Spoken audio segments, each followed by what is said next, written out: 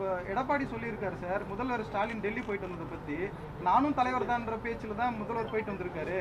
அவர் தமிழ்நாட்டுக்கான நிதியை வாங்க போல குடும்ப நிதியை வாங்க போயிருக்காரு. கூடிய சீக்கிரம் வந்து ஊழலுக்கான முறையான தண்டனை வந்து திமுக அனுபவிக்கும்னு சொல்லிட்டு எடப்பாடி சொல்லியிருக்காரு.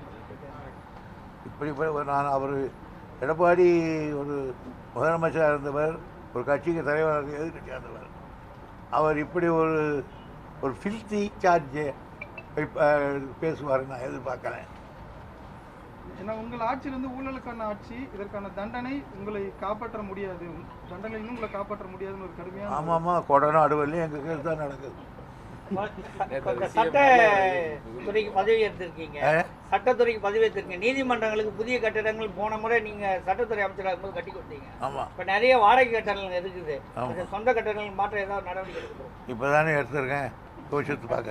சார், பருவநிலை மழை காலம் தொடங்குது, என்ன மழை காலம் தொடங்கியிருக்கு, மழை காலம் தொடங்கியிருக்கு. தடுப்பு நடவடிக்கைகள், தண்ணீர் தேங்காம இருக்க தடுப்பு நடவடிக்கைகள் என்ன எடுப்பீங்க? இப்போ மழை காலம் தொடங்கிடுச்சு இல்லையா சார்? சென்னை மாநகராட்சி மற்ற இடங்கள்ல தண்ணி தேங்கிறதுக்கு என்ன, போக்குவரத்து தண்ணி தேங்காம இருக்க என்ன நடவடிக்கை?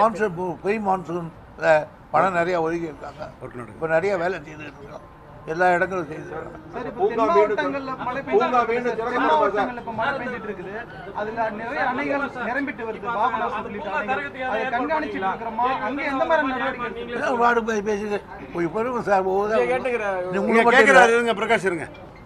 பாபநாசம் உள்ளிட்ட அணைகள் வந்து நிரம்பிட்டு வருது, இந்த கடுமையான மழை இன்னும் பெஞ்சிட்டு தான் இருக்குது, அதை கண்காணிச்சுட்டு இருக்கிறோமா? அங்க என்ன மாதிரி நடவடிக்கை எடுத்திருக்கோம் சார்? மழை பொழிவு பொறுத்து மழை பொழிவு தண்ணி முதல் முழுவதும் அதிகமாக தான் திறந்து விடுவோம். ஜூன் மாதம் மேட்டூர் அணை திறக்க வாய்ப்பு இருக்கு இந்த ஆண்டாவது? டெஃபினட்டா சார். முல்லை பெரியாறுல அந்த டேம் ஒர்க் பண்றதுக்கு கேரளா அரசு கிட்ட ஒப்படைச்சாங்க. இப்போ நம்ம எந்த அளவில் பணி தொடங்கி இருக்காங்களா இல்லையா? அங்கே போட்ட சுப்ரீம் கோர்ட்டில் பயங்கரமான இது போட்டிருக்கார். உடனடியாக அந்த 7 மரங்களை வெட்டணும், பேபி டேம் கட்டணும், வண்டி எந்த விதமான பொருளும் போகும் வரும், இதில் எதிலையும் தலையிடக்கூடாது என்பதை திட்டவட்டமாக அறிவித்திருக்கிறது சுப்ரீம் கோர்ட். பணி தொடங்கி இருக்குமா? பணி தொடங்குறாங்களா அவங்க? ஆமாம், அவங்க நாங்கள் பண்ணிக்கிட்டு இருக்கோம் சார். தென்பண்ணையில் வந்து கர்நாடகா அந்த ரசாயன கழிவு நீரை வெளியிடுறாங்க, அது என்ன நடவடிக்கை நம்ம மாநில அரசு? சார், ஒன்று வச்சுங்கிற நாட்டில் ஊருக்கு இடைச்சவன் பிள்ளையாருக்கு உள்ளாண்டின் மாதிரி குப்பியை கொட்டுறவன், கொழு கொட்டுறவன் எல்லாம் எங்கள் ஆற்றுல தான் கொட்டுறான். ஏன் இந்த பாலாறு இப்போ என்ன ஆச்சு?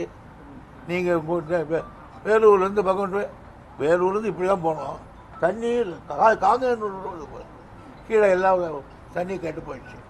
அதனால் அதே மாதிரி வாணிபாடி ஆம்பூரில் வரும்போது கெட்டு போயிடுச்சு. நம்மளாவது எப்போ தண்ணி வர்றது? தென்பண்ணையில் எப்போ தண்ணி வந்துடுது? ஆக காவேரியிலேயே கலக்கிற நிலைமை உருவாகி இருக்க.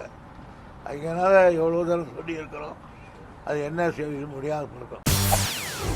செய்திகளை உடனுக்குடன் தெரிந்து கொள்ள உடனே சப்ஸ்கிரைப் பண்ணுங்க.